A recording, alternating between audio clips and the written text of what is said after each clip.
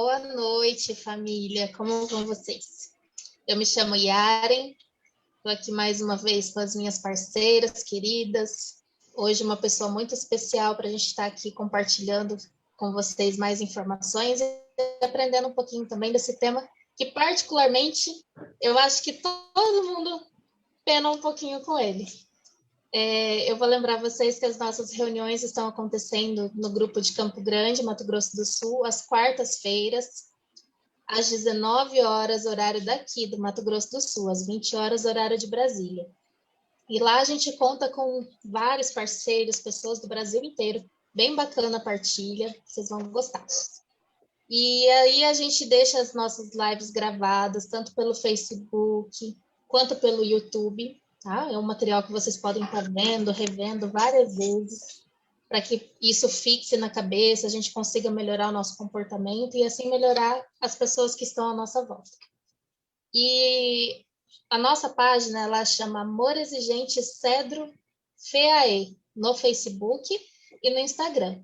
No YouTube, vocês vão achar a gente como Amor Exigente MS, não é mesmo, Tânia? Isso aí, muito bom, Yaren. Nós estamos aqui com a Mara Lúcia. A Mara Lúcia veio nos fazer uma visita hoje aqui em Campo Grande, Mato Grosso do Sul. Estamos muito felizes com a presença dela. A Mara Lúcia é uma psicóloga cognitivo-comportamental. Ela estudou na instituição de ensino UNORP, Centro Universitário do Norte Paulista. Fez pós-graduação na FAMERP, especializada em dependência química na instituição de ensino Escola Paulista de Medicina, Unifesp. Fez MBA em Gestão Estratégica de Pessoas na instituição de ensino da Fundação Getúlio Vargas. E o principal para a gente aqui, né, além de todo esse conhecimento, essa bagagem que ela tem, ela é uma grande parceira de Amor Exigente. Né? É com muita alegria que a gente recebe ela aqui. Ela nunca diz não para o Amor Exigente, sempre está disponível, apesar dos seus inúmeros compromissos na clínica e no consultório. Ela sempre está assim, disponível para o Amor Exigente. Já esteve em vários congressos, seminários, encontros, tem um material riquíssimo na internet da Mara Lúcia, e foi através desse material, né, e dessas palestras que a gente teve a oportunidade de assisti-la, é que nós fizemos o convite e ela prontamente nos atendeu, né?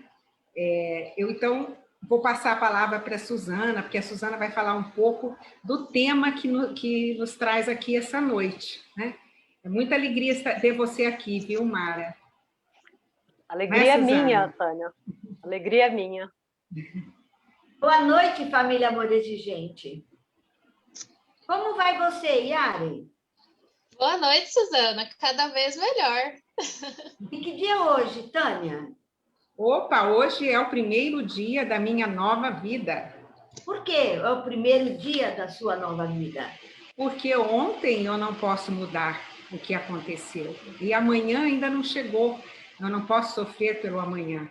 Eu só posso viver o hoje. Hoje tem que ser muito bem vivido, né? Nós temos 24 horas, tem muita coisa para acontecer ainda hoje, né, Suzana? Esse é o nosso cumprimento de todas as reuniões. Mara Lúcia Madureira, que prazer recebê-la aqui. Conheço muito o seu trabalho. Já nos cruzamos por aí, sabe? Em alguns encontros. E hoje a Mara vai nos falar sobre como trabalhar a autoestima no amor exigente. Nós sabemos que a baixa autoestima, se não tratada, pode muitas vezes levar a problemas durante a nossa vida. E ao contrário, a autoestima aumenta a confiança e é o primeiro passo rumo a uma vida melhor. Vamos aprender com a nossa convidada. Bem-vinda, Mara. Muito obrigada, muito obrigada. É um prazer imenso estar aqui hoje. Sempre uma grande alegria participar da família Amor Exigente. E vamos discutir esse assunto hoje, né? Sobre autoestima. nós temos algumas perguntas, a gente vai hoje trabalhar dessa forma interativa. Então, eu começo com uma definição, né, de uma ideia, e depois vocês perguntam, é isso? Pode ser, o que você quiser. Pode começar. Você pode contar um pouquinho da sua história, de como você chegou ao AE, você pode fazer a sua própria palestra, você que manda. Eu cheguei ao Amor Exigente por um convite da nossa querida Márcia Corder, né, de Londrina, e ela me convidou para uma reunião quando ela morava aqui em São José do Rio Preto, e o Amor Exigente tem essa coisa de nos fisgar, né? A gente acaba ficando envolvida de uma tal maneira, e como eu acredito demais na proposta do Amor Exigente, não conheço nada mais efetivo para ajudar famílias de pessoas, para melhorar a qualidade de vida nos relacionamentos do que o Amor Exigente. Então, por acreditar nessa proposta, que a gente sempre está disposta a tentar colaborar de alguma forma, compartilhar conhecimento. E hoje, nessa noite especial, a gente fala da questão da autoestima, né? O que é a autoestima? É uma coisa tão falada e tão difícil de definir por ser uma avaliação subjetiva. É como a gente avalia subjetivamente o nosso potencial, a nossa capacidade, como nos avaliamos. Auto de própria e estima de valor, né? O quanto a gente se valoriza, o quanto você é confiante nas suas próprias condições.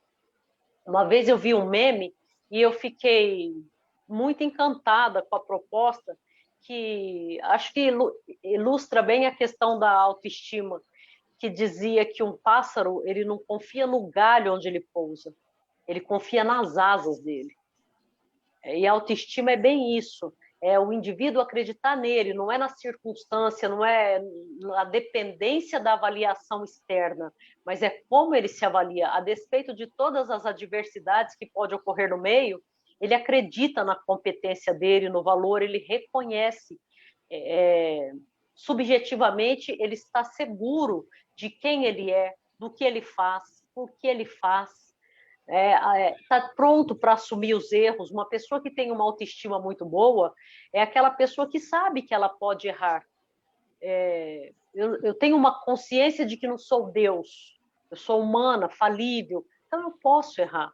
Pessoas que têm baixa autoestima não admitem erros. É como se elas tivessem que provar o tempo todo que são perfeitas, que dominam qualquer coisa, não estão abertas a mudança de conceito. A autoestima dá essa flexibilidade para a gente, dá leveza para viver. Eu acredito que quanto mais elevada a autoestima, mais confiante em si, mais confiante na consciência para a tomada de atitudes. As tomadas de atitudes, eu não fico refém do outro. O que você acha? Claro que de bom tom a gente sempre compartilhar, sempre ouvir a opinião daquelas pessoas que a gente confia.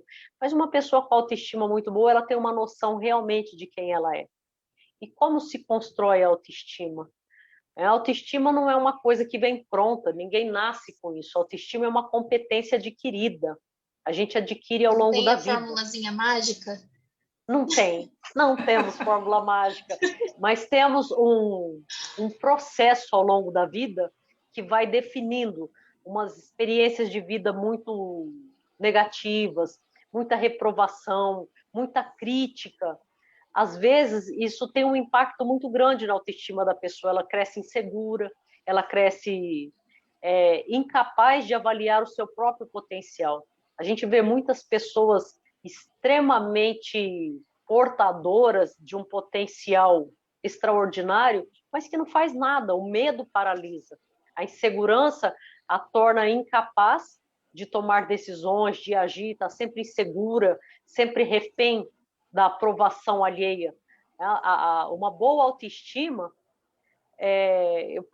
permite que eu receba críticas. As pessoas podem criticar aquilo que eu faço. Afinal de contas, ninguém é obrigado a gostar. E isso não abala a confiança em si mesmo e nem no trabalho.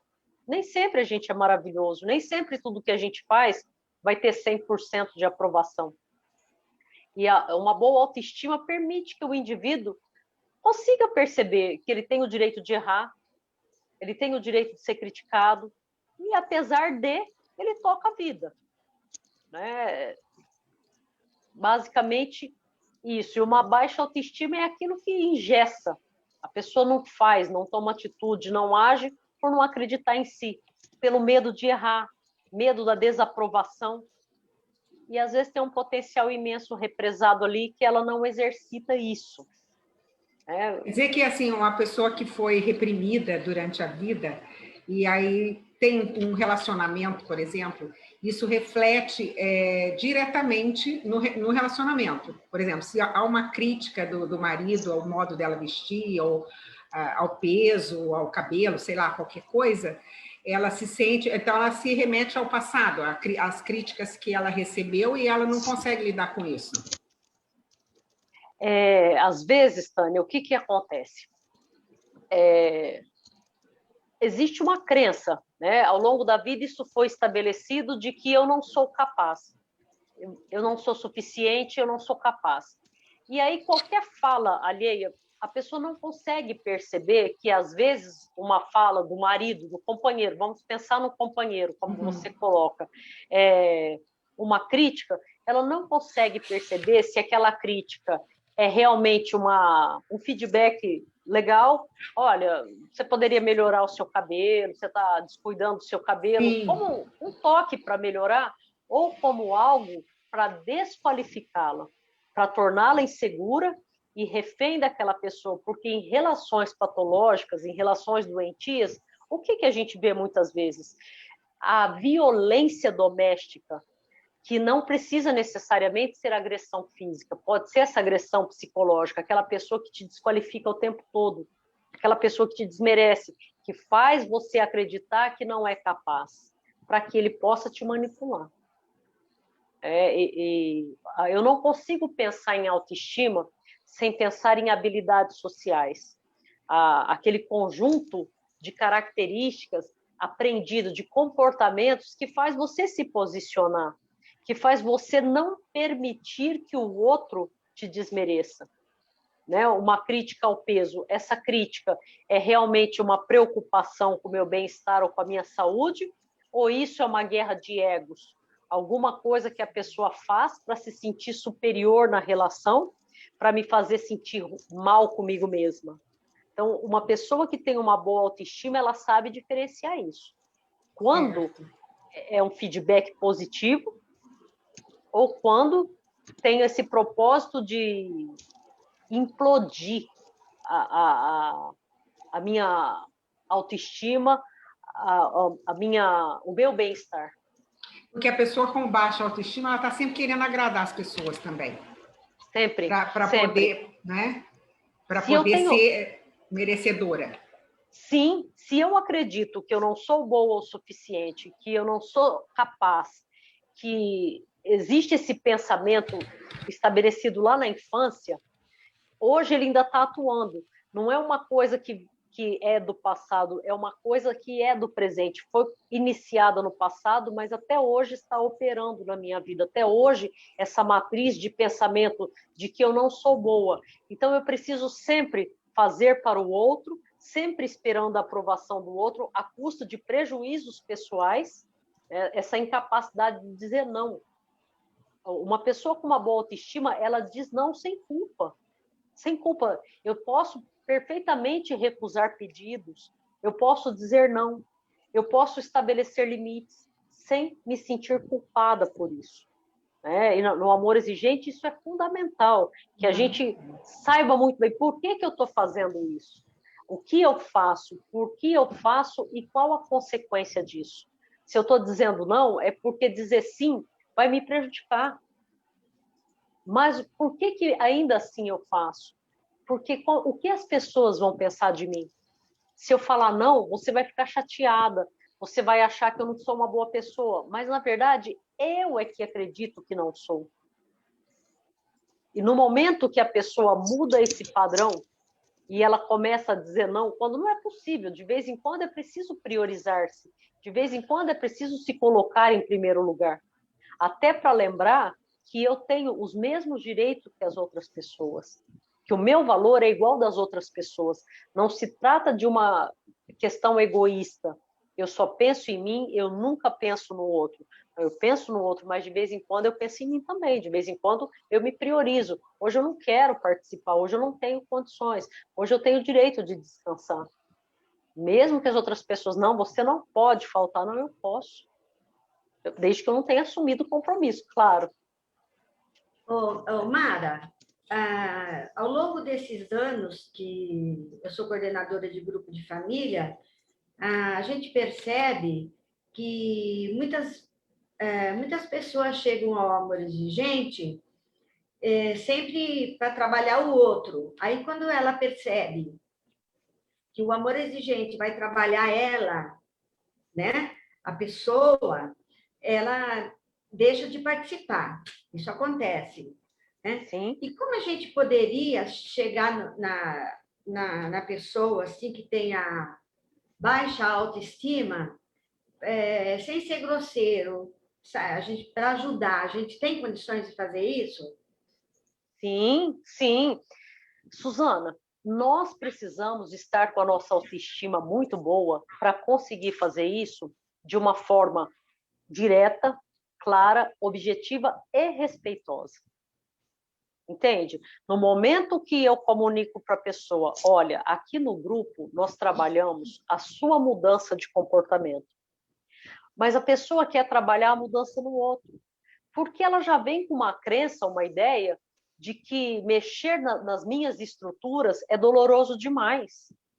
Só que ela não percebe que isso é libertador. E no momento que a gente informa isso, você não pode mudar o outro, nem você nem ninguém.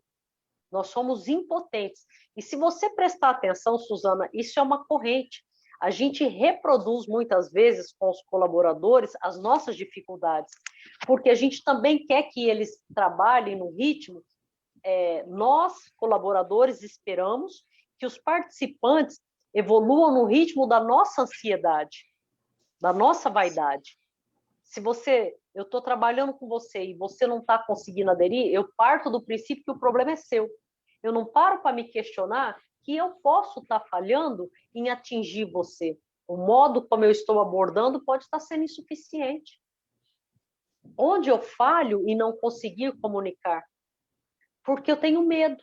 Ou eu já vou armada e acabo sendo indelicada muitas vezes, e querendo tirar de você o que você não está pronta para fazer, ou eu recuo, fico com muitos dedos para falar e acabo não falando. No momento que a minha autoestima está muito boa, a minha autoestima, enquanto colaborador do Amor Exigente, eu digo, Suzana, a proposta do grupo é a seguinte: nós não temos condições de mudar a outra pessoa, somos todos impotentes. Mas nós podemos mudar a nossa atitude e à medida que a gente muda o nosso comportamento, a gente influencia mudanças no comportamento do outro. Você não precisa acreditar no que eu estou dizendo. Continue nas reuniões, continue participando e faça você mesma essa análise. Teste a mudança de comportamento. Vamos começar com coisas sutis. Vamos começar com mudanças sutis que possam ser execuíveis, porque não adianta a gente estabelecer metas, né, no Amor Exigente. A gente tem essa questão, definir um objetivo e estabelecer as metas para alcançá-lo. Só que não adianta você estabelecer uma meta muito radical, que não vai conseguir cumprir. Então, vamos um pouquinho de cada vez. Vamos trabalhar hoje aquilo que é possível no participante. Até onde você está pronta para iniciar essas mudanças. Vamos trabalhar com isso. À medida que você vai ganhando confiança, que você vai se fortalecendo, a gente vai estabelecendo metas mais intensas, vamos dizer assim. A nossa proposta, né? A tomada de atitude, a gente sempre, né, tem como orientação de começar com coisas menores para você poder dar conta. Porque não adianta você fazer uma coisa assim muito forte, grandiosa, e depois você não conseguir cumprir. Isso é desestimulante. Se eu não consigo cumprir nenhuma meta, então o grupo não está me ajudando. Logo, eu paro de frequentar. Se eu começo com metas pequenas, eu consigo realizá-las. E isso vai me encorajando a estabelecer metas maiores.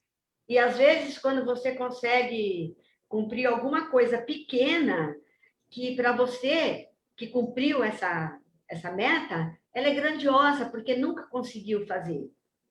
Sim. E a partir desse momento, quer dizer, essa autoestima vai florescer, né? Sem dúvida.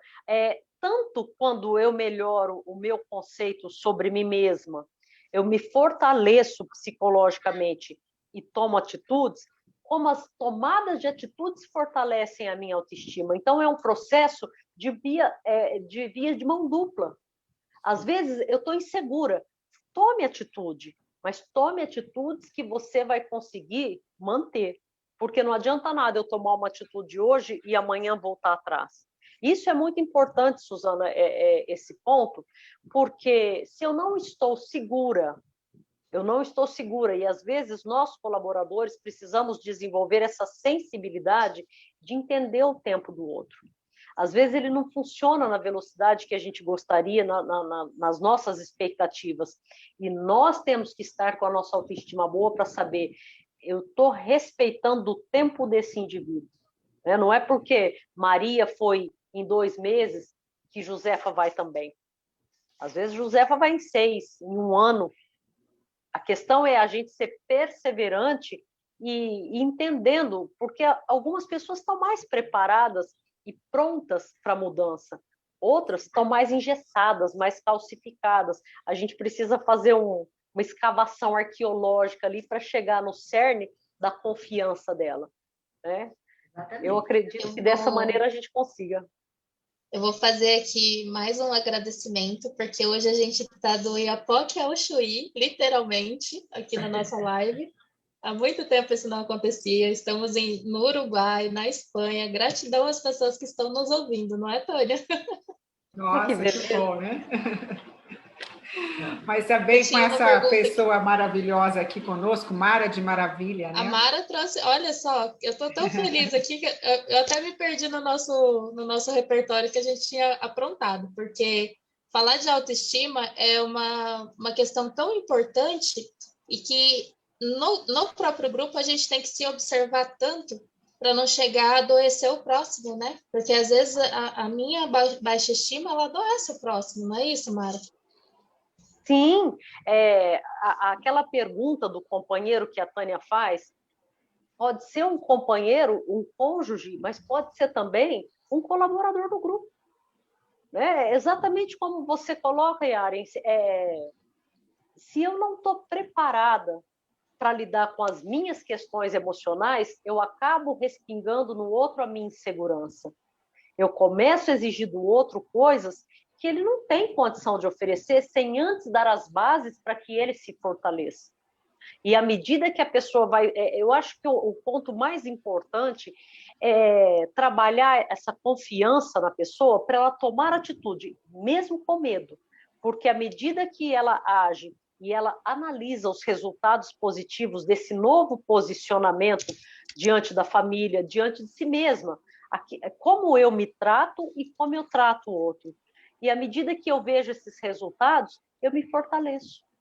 Eu vou ficando mais confiante, eu vou gostando mais da minha pessoa que consegue agir, estabelecer, que consegue evoluir nesse processo. É porque eu vejo do que eu sou capaz, né, Mara? Porque é como a Suzana falou, às vezes é uma coisa pequena que eu passo a fazer ou que eu deixo de fazer, né? Porque o codependente, a pessoa que tem baixa autoestima, que sempre quer fazer pelo outro, quando ele deixa de fazer, ele também está fazendo uma mudança de atitude, né? E eu ouvi uma vez uma frase que também tem a ver aqui com o tema, muito a ver, por sinal, que é: a minha autoimagem tem a ver com o que eu penso que o outro pensa de mim. Seria isso? Sim, eu projeto no outro aquilo que é meu. Eu não sei o que o outro pensa, mas eu penso que o outro pensa mal de mim porque eu acredito que não sou o suficiente. Então, eu preciso da aprovação permanente, porque no momento que você reforça um comportamento meu, no momento que você me elogia, eu sinto que eu sou capaz, mas naquele momento apenas. Imediatamente após, eu já começo a duvidar.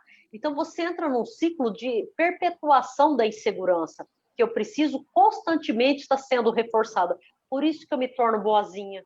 Por isso que eu fico fazendo tudo pelo outro. Há uma questão na codependência que você coloca de uma vaidade que eu não só faço pelo outro, porque eu subestimo a capacidade dele, eu subestimo a capacidade do outro, então eu passo a fazer por ele e me gratifico no senso de heroísmo. Eu vou tirar você dessas condições, eu vou salvar meu filho, eu não vou abrir mão do meu cônjuge. Ninguém está dizendo para abrir, mas não é abrir mão do outro. O que eu vou fazer? Eu vou deixar a pessoa, eu vou deixar ela fazer. Mas quem te falou que o que você faz impede a pessoa de fazer o que ela está fazendo?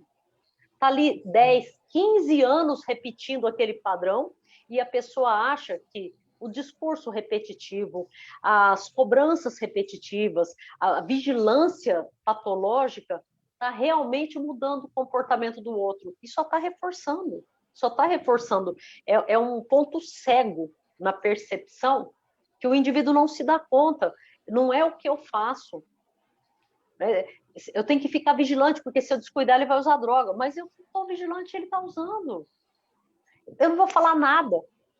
Como que eu não vou falar nada se ele vai usar? Mas eu falando todos os dias, fazendo aquela coisa repetida, ele está usando do mesmo jeito. A pessoa não percebe que aquilo que ela faz para tentar evitar é justamente o que reforça.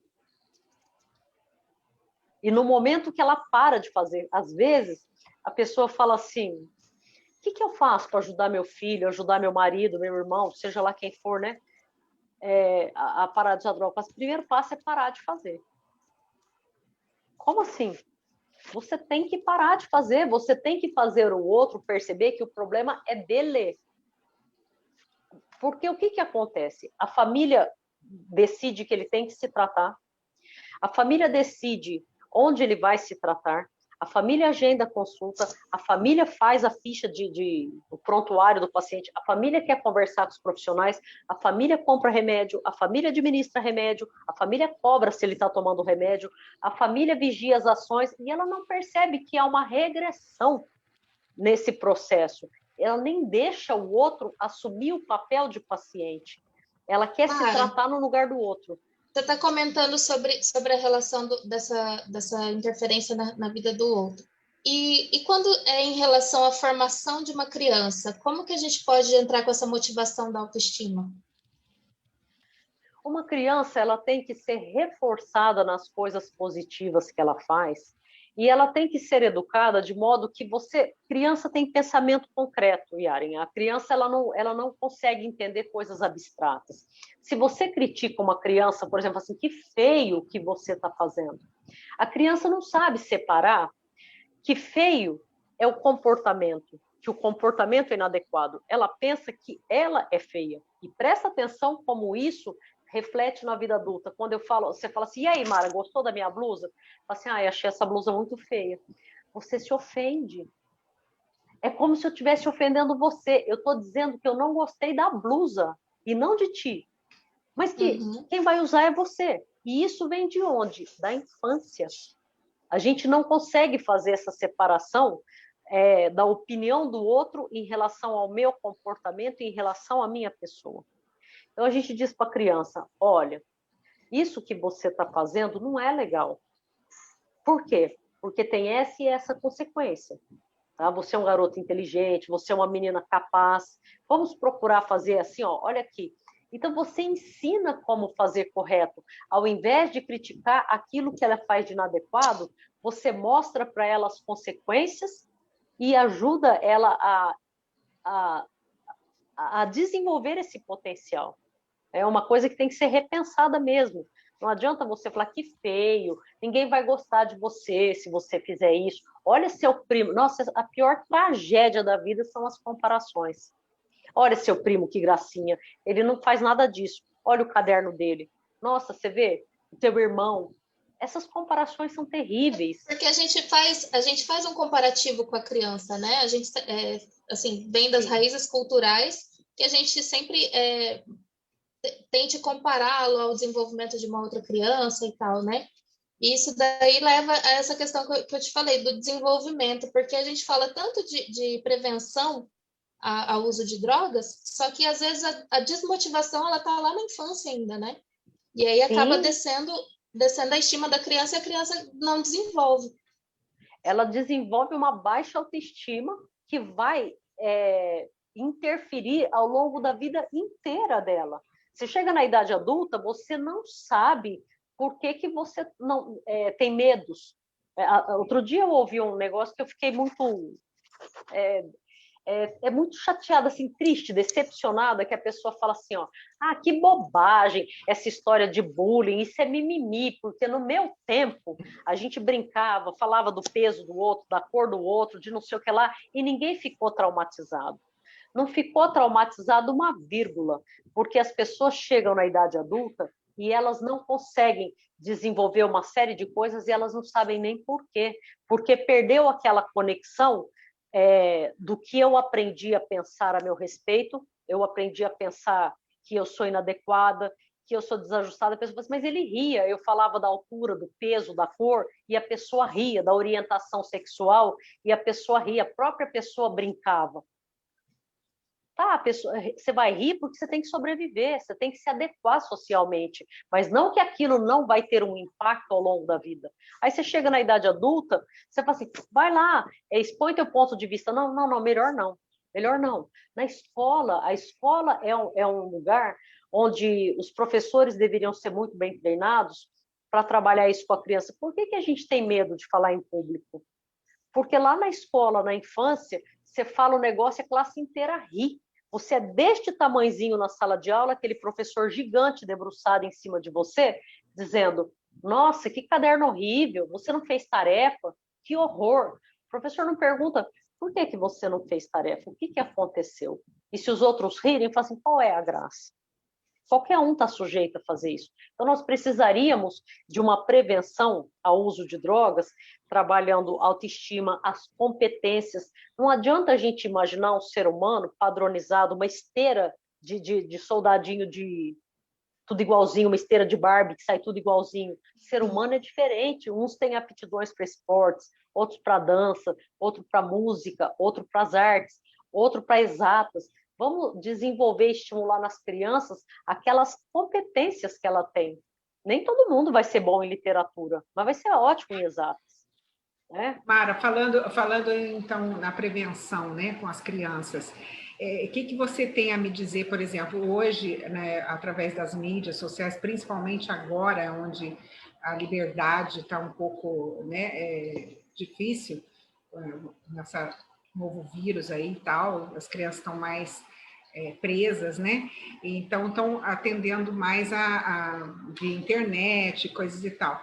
E aí a gente vê nas mídias, principalmente Instagram e tal, aquelas pessoas com filtros, né, para ficar cada vez mais bonita. Então a pessoa não pode nem ficar feia, né, para aparecer, não pode se mostrar como ela é. E isso não tem um impacto muito grande, então, na autoestima, porque se uma pessoa é muito vaidosa ou ela não tem vaidade nenhuma, isso aí é um indício de baixa autoestima ou não? Isso não tem nada a ver. O problema das redes sociais é a ingenuidade do espectador. Né? Rede social é vida pública. A gente está expondo ali uma série de coisas, mas a gente expõe recortes da vida. Eu filtro no sentido de escolher aquilo que eu quero e ponho um filtro para parecer mais jovem, parecer com a pele esticada, parecer com uma série de coisas que aí as pessoas vão curtir aquilo. A autoestima não pode ser mensurada a partir do número de likes, de joinha, de curtidas que você tem numa rede social. A autoestima independe disso, mas não é este comportamento, ele não tem impacto na autoestima. A baixa autoestima é que leva a esse tipo de comportamento. A pessoa fica postando constantemente, esperando esse número de curtidas para ela avaliar se ela está bem ou não. E quanto mais ela faz, o que a gente tem? Overposting. Quanto mais uma pessoa posta, menos curtida ela tem, porque satura, há um nível de saturação nesse aspecto. Aí você posta só coisas lindas, você fala, meu marido perfeito, 30 anos de casada, eu casaria 30 vezes de novo com essa mesma pessoa, e eu penso, poxa vida, por que a Tânia tem um casamento feliz, todo mundo tem um casamento feliz, só o meu que é conflitante. Porque você está expondo só um recorte, você está expondo o momento do que você quer mostrar ali.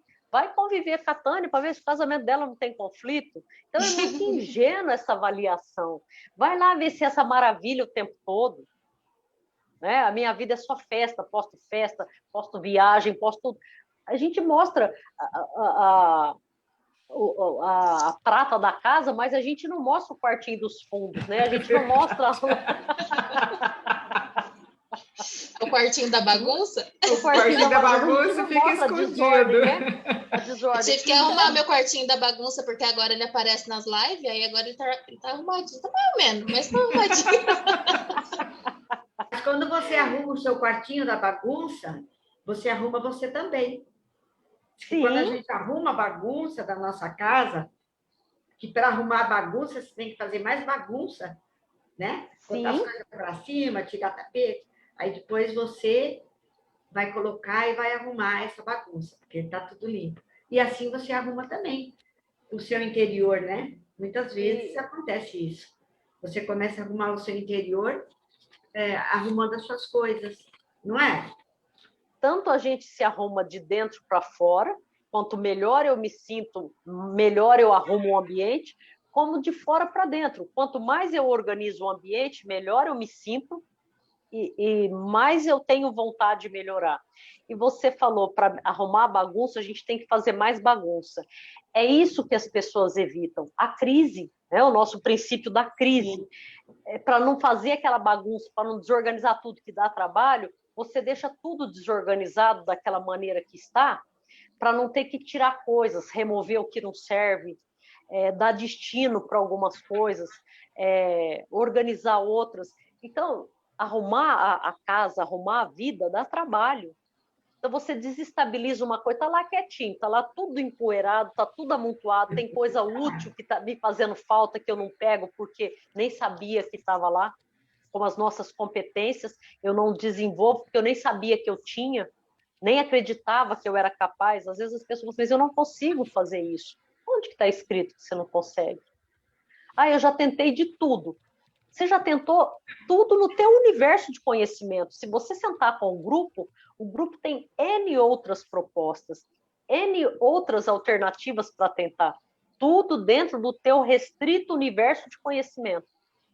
Eu não tentei de tudo. Nem se eu vivesse 100 anos, eu conseguiria tentar todas as possibilidades existentes. Então, isso é muito importante.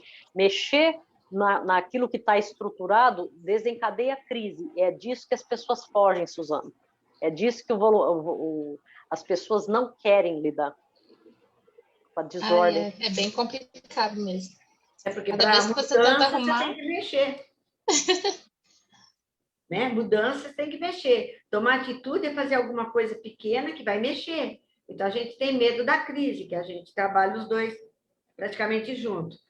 Como diz a Tânia, né, Tânia?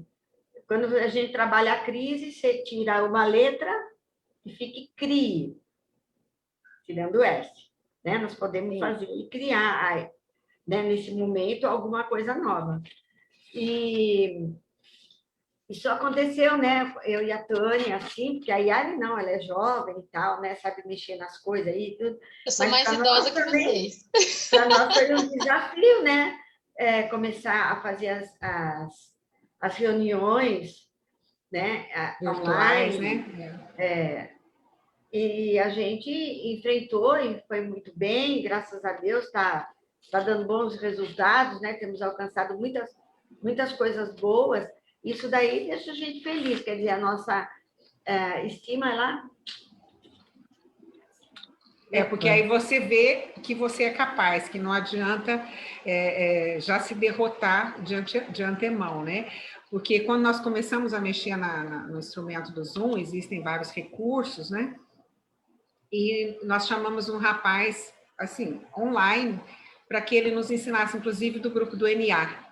E eu falei, eu quero fazer isso aí que você faz, né? Compartilhar a tela, mostrar material, esse tipo de coisa. Como é que eu faço isso, né? E aí ele começou a falar, não, você aperta aqui, porque já sabia, muito jovem, aí falou, não, você aperta tal tecla, tal função. E eu falei, nossa, não vou dar conta de fazer isso, não. Aí ele falou assim, por quê? Se eu consigo, você também consegue. né? E aí aquilo te dá aquele up, né? Aquele ânimo, não, se ele está falando, então eu vou conseguir, né? E realmente, se você não vai, não tenta, pode haver alguns fracassos, alguns tropeços, mas você tem que insistir, né, Mara? Então, esse aí é o tratamento para o crescimento da autoestima. É você estar sempre tentando, acreditando que você vai conseguir. Porque se você começa e já fala, não vou conseguir, não vou dar conta, então aí as coisas não fluem, né? Aí hoje a autoestima tá tão boa que elas já são as meninas do Mato Grosso do Sul. Eu nem preciso estar junto, já são as meninas. Né? Olha que interessante isso que a Tânia falou, né? Não, eu nem vou dar conta. Quando você se depara com a menor dificuldade, o novo, aquilo que eu desconheço, eu já nem quero tentar, eu já paro ali. Eu já parto do princípio, olha como que a autoestima fica, a baixa autoestima fica muito claro nesse processo. Eu superestimo o desafio e subestimo a minha capacidade. Isso é difícil, eu não vou conseguir. Então, muitas vezes, o participante deixa de frequentar o grupo porque ele tem essa mesma leitura. Isso é difícil demais, eu não vou conseguir. E mudar comportamento dá muito trabalho, né? Desencadeia uma crise pessoal antes de desencadear uma crise na relação, porque olha que interessante. Para eu mudar um comportamento, enquanto a família está agindo de forma codependente, ela está fazendo tudo aquilo que nunca funcionou, que só gera estresse na relação, que reforça os comportamentos disfuncionais de um dependente químico, para pegar um exemplo de dependência química, ela está reforçando, ela acredita que está sendo amorosa, cuidadosa, atenciosa, que ela está fazendo a coisa certa. O resultado está claro que está tudo dando errado, mas ela está convencida de que ela está fazendo a coisa certa e ela espera que o outro mude. Quando você propõe a mudança no comportamento dela, não, você precisa modificar isso, você precisa fazer diferente. Aí começa a crise interna. Parece que eu não estou sendo boa o suficiente. Que tipo de mãe que eu sou que não vai atrás? Que tipo de mãe que eu sou que estabelece limites, que não vai admitir esse tipo de coisa? A visão de curto prazo, a baixa autoestima, ela tem visão imediatista. Eu penso no agora, eu não penso em médio e longo prazo. Não tem essa capacidade de análise em médio e longo prazo. Agora vai ficar ruim, agora eu vou ter que lidar com a minha angústia, com a minha crise pessoal e existencial. O que eu estou fazendo? Segura a onda, espera mais um pouquinho até você ver o resultado. E muda. Eu me lembro de um caso que eu atendi, que a mãe ligava todo dia para o filho. E o filho, obviamente, não atendia, nem aguentava mais. E a hora que atendia era totalmente rude no tratamento com a mãe. Eu falei para ela, para de ligar. Diga para ele, olha, eu não vou te ligar mais, porque você está sendo muito indelicado comigo. A hora que você quiser falar comigo, você me ligue. A mãe, será que eu consigo fazer isso? Eu falei assim, qual que é a evidência de que você não consegue? Mas como é que eu vou saber o que ele está fazendo? Eu falei assim, ele vai estar fazendo o que ele faz todos os dias. E, curiosamente, 2 dias que ela ficou sem ligar para ele, mãe, aconteceu alguma coisa? Eu falei, não, por quê? Não, porque você não me ligou mais, você não te disse que eu não ia te ligar? E ela achou libertador aquilo. Era a primeira vez em muitos anos que o filho ligava para se importar. Não, mas eu não falei por mal, você pode me ligar. Ela falou assim, não vou mais te ligar. Só, a menos que tenha um assunto muito sério. Porque essa coisa de infantilizar, como a Tânia falou, você ficar tratando o outro como criança, você ficar tratando o outro, esse monitoramento permanente, não tem um efeito positivo. Não tem. O outro vai fazer o que ele quiser. Você querendo ou não. Esse é um dos nossos princípios do amor exigente, né? Mudança de comportamento. Sim, se eu não mudar, nada muda. E não foi uma coisa nada muda. Assim, mas mudou, né? O outro sentiu. Sim. E é como falou, às vezes você deixar de fazer, que no caso ela deixou, é mais difícil você deixar de fazer do que realmente fazer tomar uma outra atitude, né? Que normalmente você fala assim, você tem que fazer uma coisa diferente, alguma coisa por você, né? A pessoa não sabe o que fazer por si mesma.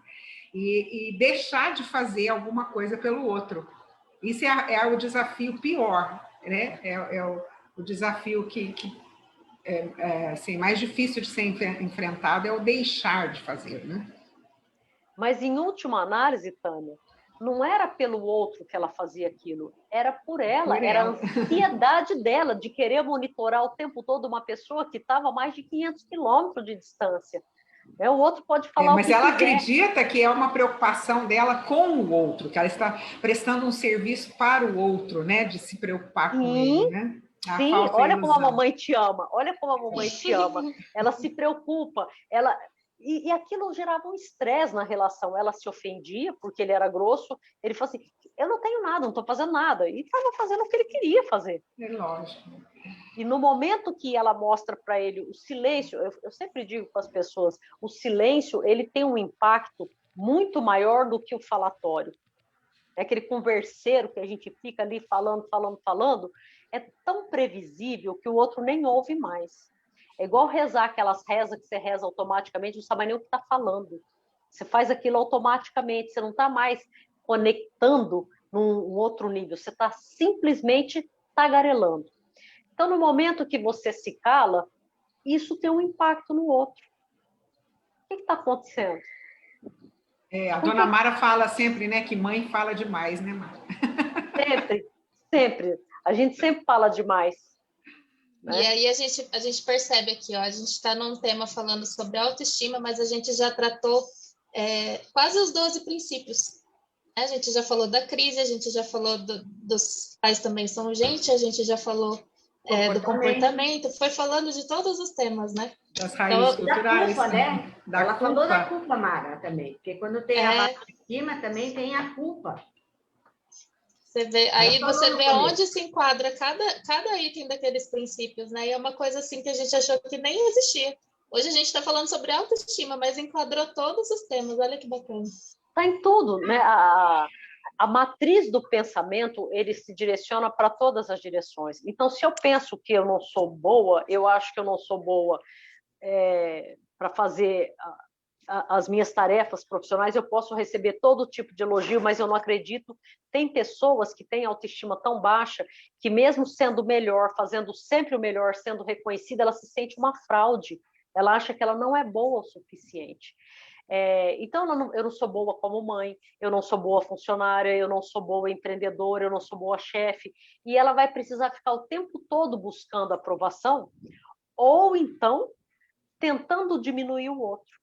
Porque tanto eu posso ficar fazendo papel de vitimismo, de coitadinha, querendo que o outro me reconheça, como eu posso subestimar e pisar em cima do outro. Né? A baixa autoestima ela tem essas duas características. Toda vez que alguém fala assim, pessoa arrogante, ela se acha. Assim, tira isso da cabeça. Agressividade, arrogância e se achar é uma evidência de baixa autoestima e insegurança. Por que eu agrido? Porque eu me sinto ameaçada. Mas ameaçada por quê? Por questões que só o outro compreende. Porque se eu não tenho medo, eu não tenho por que agredir. Eu não tenho por que falar mais alto. Eu não tenho por que mandar o outro calar a boca. Eu não tenho por que ficar desfiando as minhas competências e comparando com o outro. Eu não tenho por que diminuir o outro. Aquela pessoa que está realmente convencida de que ela é boa, que tem uma boa autoestima, ela respeita a limitação do outro e ajuda o outro a crescer, a se desenvolver. Um profissional competente que tem consciência da sua competência é líder. Ele tem seguidores, ele inspira outras pessoas, ele ajuda o próximo. Aquele que não tem essa autoestima boa, ele tem medo de ensinar, ele fica escondendo as coisas, ele fica criando motim, levando e trazendo, fazendo intriga, compartilhando coisas que não deveria, confidências, coisas que foram ditas confidencialmente, a pessoa expõe do outro para ter a aprovação de um terceiro. E isso vai destruindo a credibilidade dessa pessoa socialmente, no ambiente onde ela esteja atuando. Eu vou falar aqui os pais autoritários também, né? Os pais autoritários também entram nessa sua descrição, não, Mara? Desculpe, Yara, eu te interrompi. Não tem problema. Pode concluir. Tem medo. Porque o autoritarismo dos pais, tanto às vezes do pai como da mãe, né? Que às vezes a mãe também critica aquilo que o pai está falando, a maneira com que o pai está agindo, e vice-versa, né? Então, esse autoritarismo, essa arrogância, também vem da baixa autoestima dentro do lar, né? Isso é uma coisa tão séria. Tânia, que se existe essa competição de egos entre pai e mãe, não há uma sintonia muito adequada entre pai e mãe, então o pai fala uma coisa, eu vou lá e invalido aquela fala. O que eu faço? Eu enfraqueço o meu vínculo com a outra figura de autoridade, porque em relações de educação de filho tem que existir hierarquia. Não está tudo igual, não é meu amigo. É pai como figura de autoridade e não de autoritarismo. Autoritarismo é aquela coisa que eu imponho e o outro obedece, sem questionar, sem fazer nada. E amiguinho é aquele que permissivo, que permite tudo, que eu sou legal, eu quero ir na mesma onda, na mesma vibe. E não é isso. Filho tem que ter modelos, ele precisa de figuras de autoridade. Então, ou o pai e a mãe entram numa sintonia, ou o que um vai fazer? Para ter a aprovação do filho, o seu pai é duro, mas eu sou boazinha. Então, eu fortaleço demais a vinculação com o filho e fortaleço a relação aqui. Muitos casamentos acabam justamente por isso. Porque um dos cônjuges passa a criar um vínculo muito forte com o dependente químico e invalida a figura do outro. É aqueles casos que a gente fala assim, ó, procura um amor exigente, não adianta, bem, não adianta, eu vou, mas o pai não vai. Não tem problema, vá você. Não adianta, eu vou, mas a mãe não vai. Não tem problema, vai você. À medida que você muda, porque as pessoas não têm essa compreensão de que quando ela muda o comportamento, ela muda todinha a dinâmica familiar. Ela vai influenciar, só que não é imediatamente. Mas o que tem por trás de dependente químico? Um DNA de ansiedade. Da onde que vem esse DNA? Dos pais. Os pais podem não ter sido dependente químico, mas são seguramente ansiosos. E pessoa ansiosa, eu quero tudo para já. Não sei nem o que eu quero agora. Tem que ser agora. E como as coisas não acontecem, mudança de comportamento não acontecem dessa maneira, o que elas fazem? Desistem. E fica lá, que nem o Sísifo, né, que enganou a morte e ficou condenado a ficar empurrando a pedra até no topo da montanha, quando chegava lá, a pedra rolava. Tinha que empurrar de novo até no topo da montanha, quando chegava lá, a pedra rolava. Então, a gente fica fazendo esse trabalho de Sísifo, que é um trabalho inútil, é um sofrimento inútil. Se esforça, vai até no ponto. Chega lá, despenca tudo de novo. Não consegue sustentar aquilo até a mudança realmente ocorrer e solidificar-se. Eu vou entrar aqui um pouquinho com o tema de motivação, porque eu acho que a gente não consegue falar de autoestima sem a motivação. Eu separei aqui um itemzinho para falar e aí eu vou te perguntar, tá? Junto com a motivação está a autoestima, a autoconfiança e o autoconhecimento. Quando todos esses fatores se somam, você promove em si mesmo inspiração, força e energia para seguir em frente, contribuindo substancialmente para o alcance de novos resultados e cada vez melhores. Com isso, eu quero te perguntar, como que a gente pode realizar uma dinâmica diária para a gente ter essa motivação e a autoestima trabalhando juntos? Yara, o que o ser humano precisa entender que você não pode motivar ninguém, porque motivação não vem de fora, vem de dentro. Eu acho até engraçado falar assim, ó, palestra motivacional.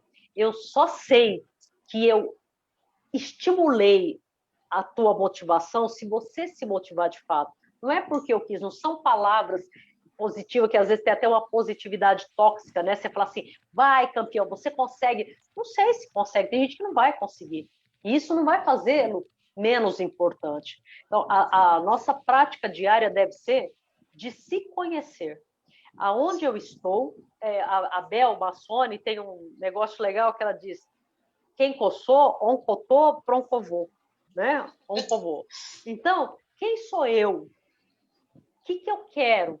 Onde eu estou? Qual que é o meu nível de conhecimento, de autoconhecimento neste momento? Eu não sei o que fazer. Então, eu admito a minha ignorância. Eu não preciso saber tudo, eu só preciso ter o contato de quem sabe. Se eu não sei fazer um bolo, eu ligo para minha amiga e falo assim, escuta, que jeito que faz aquele bolo? Estou te mandando a receita pelo WhatsApp. Então, eu só preciso ter o contato de quem sabe. Eu não sei como lidar com o meu filho dependente químico. Ok, o Amor Exigente sabe. É só acessar. Entra lá no amorexigente.org.br, você vai encontrar. Então, você precisa admitir a sua ignorância, conhecer a ti mesmo. Quando você tem uma boa autoestima, você reconhece a tua ignorância e você se motiva para o aprendizado. Quando você é ignorante e tem baixa autoestima, você se fecha. Eu vou lá, eu vou me expor.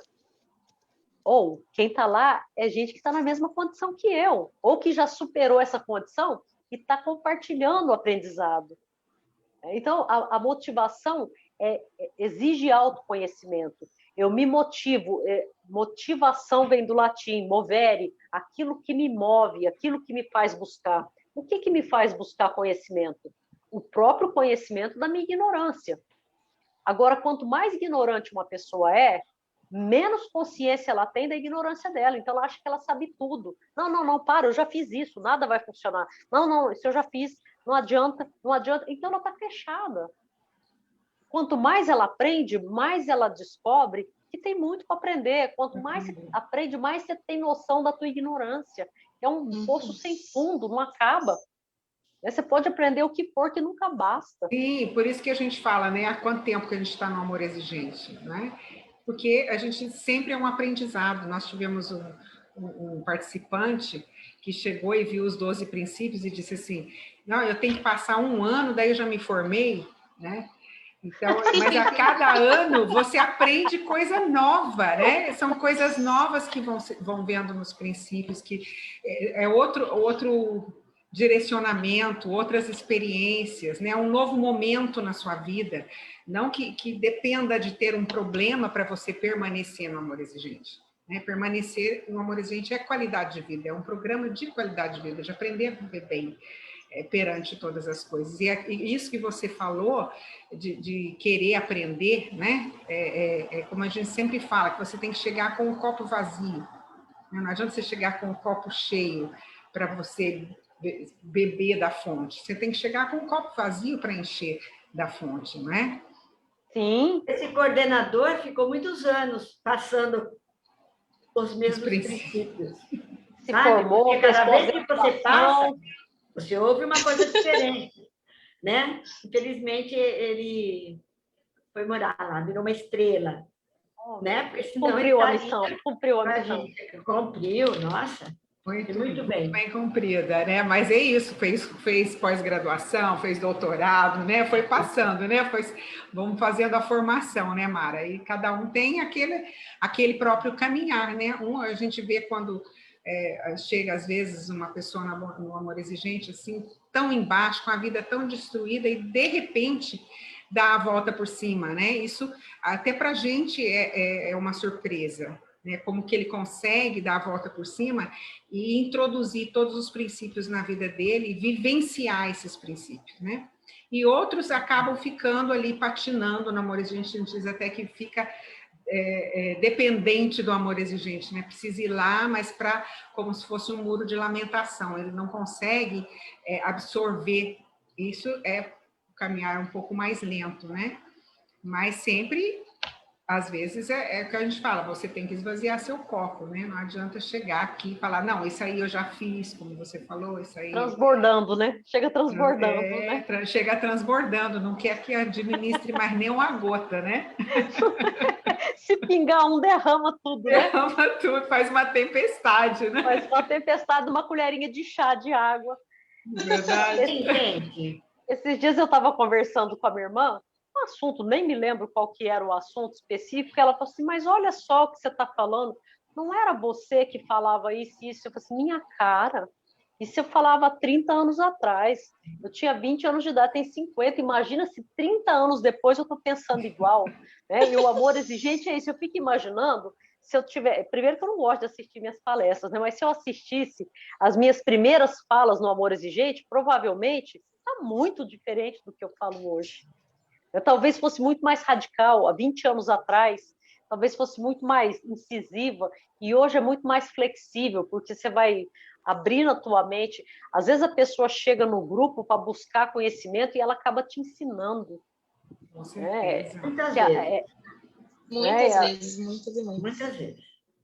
Nós temos que aprender todos os dias. Infelizmente, nós chegamos no horário, né, Yaren? Sim, você falou primeiro que é hoje. Graças a Deus eu não tive que dar notícia. Porque a gente fica assim, é muito chato, né? Ter que falar que nós estamos terminando, que o nosso tempo já chegou ao final. Mas, Mara, além da gente querer te agradecer muito, muita gratidão por você ter participado com a gente nesta noite, eu gostaria que você deixasse algum recado, um pensamento, alguma coisa de positivo para a gente. O recado que eu deixo, primeiro que quem tem que agradecer sou eu. Muito obrigada pelo carinho, muito obrigada pelo convite. É uma honra estar aqui com vocês e com todo mundo que está aí acompanhando a gente, né, nessa noite de quinta-feira. Já entramos na quaresma, né? Sim. Então, eu fico muito agradecida. E o recado que eu deixo é para a gente saber que nunca basta, nunca chega, nunca para de aprender. Sempre desarma, abaixa a guarda e vai ver, vai conhecer, vai fazer a tua análise, vai ver com os próprios olhos, experimenta, se permita conhecer pelo menos um programa do Amor Exigente que dura só 12 meses. Né? Para um ansioso parece uma eternidade, mas diante de uma vida, 12 meses é muito pouco. Eu quero ver embora depois do 12º mês. Também quero ver isso. Também quero ver embora. Né? Não vai. E os que vão é aqueles que vão porque estão realmente bem, mas depois pode sempre voltar. Né? A casa está sempre aberta para recebê-los. Então, o recado que eu deixo... torna, né, Mara? Sim, vá conhecer, abra a mente, baixa a guarda, aprenda sempre, aprenda, porque nunca chega, nunca é demais. Né? O copo nunca enche de conhecimento. Nunca. O copo é furado, né, Mara? Eu quero agradecer, porque hoje a gente teve muitas pessoas mesmo, assim, de vários lugares, vários locais. Foi muito legal mesmo. Foi mais do que gratificante o nosso conhecimento hoje. Obrigada, Tamara. Eu que agradeço. São José do Rio Preto, ó. Então, em peso. Super São José do Rio Preto com Mato Grosso do Sul, do Iapoca, Chuí, tudo junto e misturado. Encaixou, né? Certinho. Né? Mara, muita gratidão. Eu sei que você deixou aí uma noite reservada para a gente. Já tem bastante tempo que a gente conversou, né? Porque você é muito ocupada. Então, nós ficamos muito felizes mesmo pelo seu sim. E como você falou que a porta está sempre aberta, nós estamos com o coração aberto. E muita gratidão por vocês ter estado aqui conosco essa noite. Viu? Muito obrigada mesmo. Obrigada. Obrigada, gente. Boa noite.